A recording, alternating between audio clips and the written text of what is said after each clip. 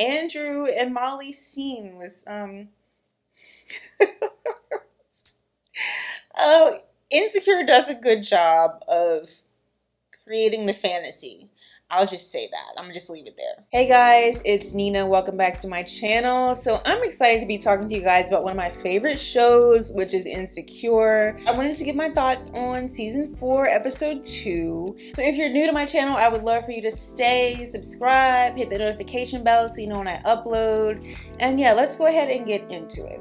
So the first thing, the episode opens with Molly and her boo, Asian boo, Andrew, coming out of a very nice restaurant, and he gets a phone call and apparently something's going on at work. So Molly is looking for Andrew to open up to her. She feels like it's all, you know, good sex and witty banter, and there's really not much depth to their relationship. And that's something I can totally relate to, you know, being with guys and it's all kikiing, we're laughing, you know, we're sending each other memes, but it's like, where's like the meat of this? Like, where's the heart of this? We're just like playing on the edge of everything that's real. So I understand her frustrations. The issue that I had with Molly was that I felt like she came on way too strong, especially when she asked him over for dinner and, you know, she's sitting down and she's basically interrogating him, and he gets to the point where he totally clams up and then eventually leaves.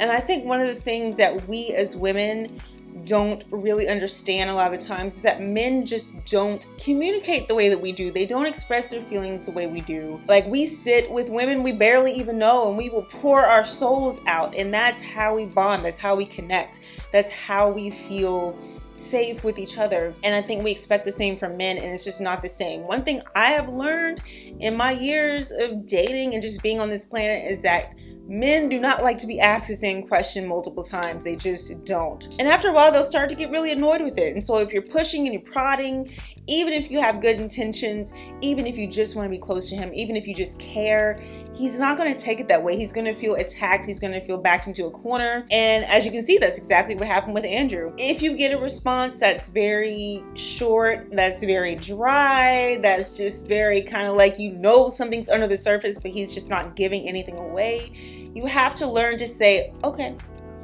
Just say, okay. You can add in there, you know, if you want to talk about it, let me know, but you have to be done. Like, men like things really brief, okay?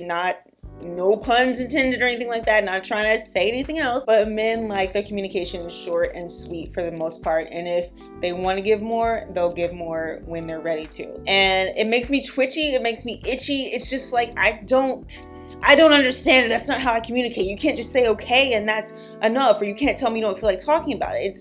That's not how I communicate with the women in my life.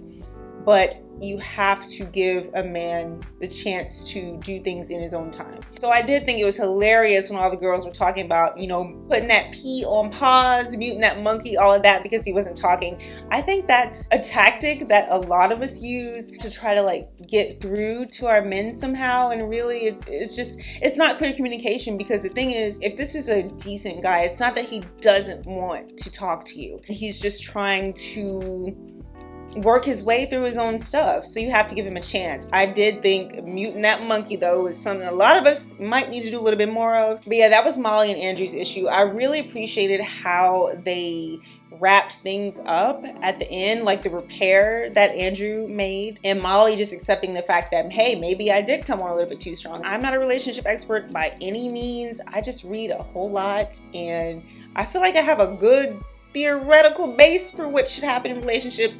Now the practice, you know, in reality, it don't always go like that, but I have read a lot of books. So that's my unprofessional opinion about that. The repair was nice, so that made me happy. Andrew's honesty about the gumbo that Molly made. What do you guys think about that?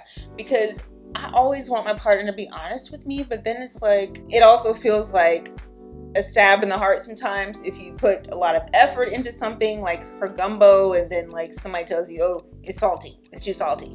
And he didn't say it like that, but he was just very blunt. He was very honest, and I think we want that. At least I know I want that sometimes, but I also can't necessarily handle it sometimes, just being real.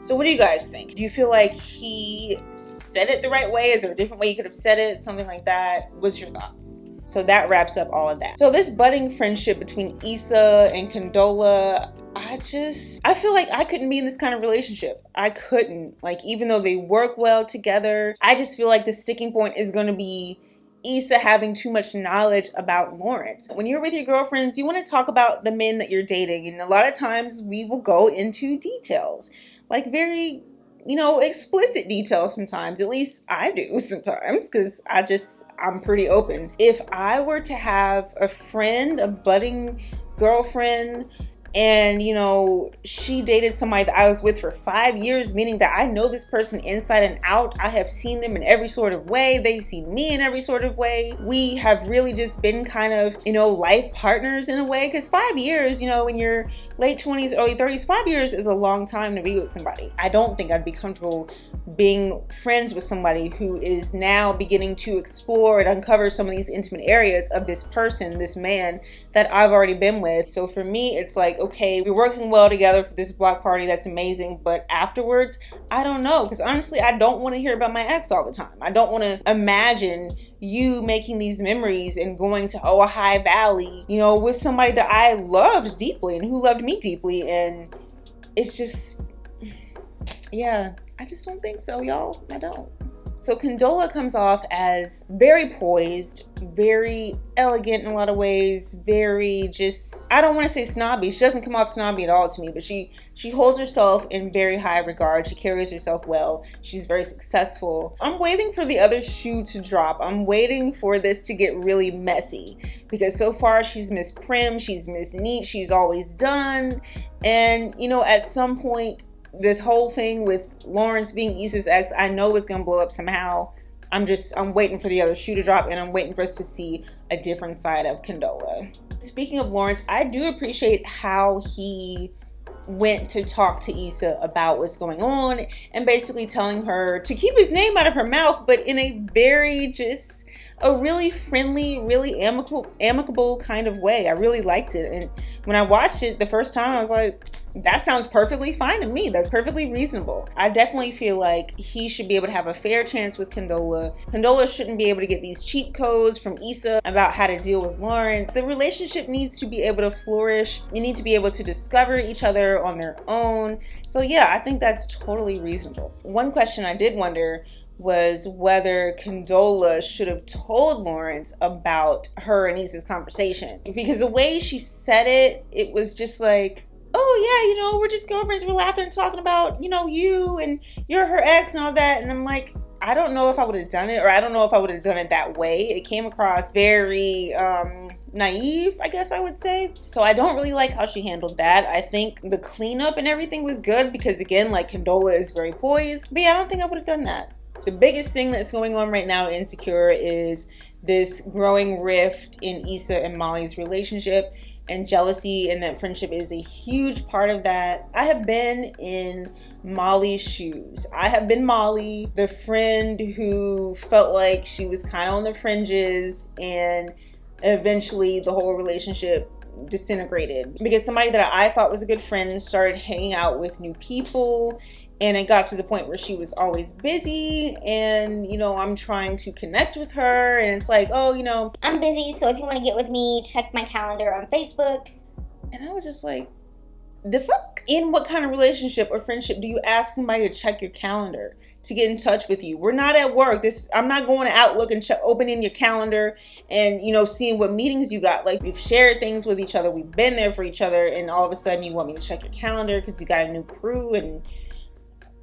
And so there was some other stuff that happened, and we were supposed to get together, and I ended up ghosting her because I was like, I'm not dealing with this. I don't know who you're supposed to be, but I'm good over here. I don't need whatever kind of energy you got. It's not really cool, but I had really had enough of just this diva-ish behavior that was coming from her. And then, like, she ended up blocking me, and it's funny, blocking me on Instagram.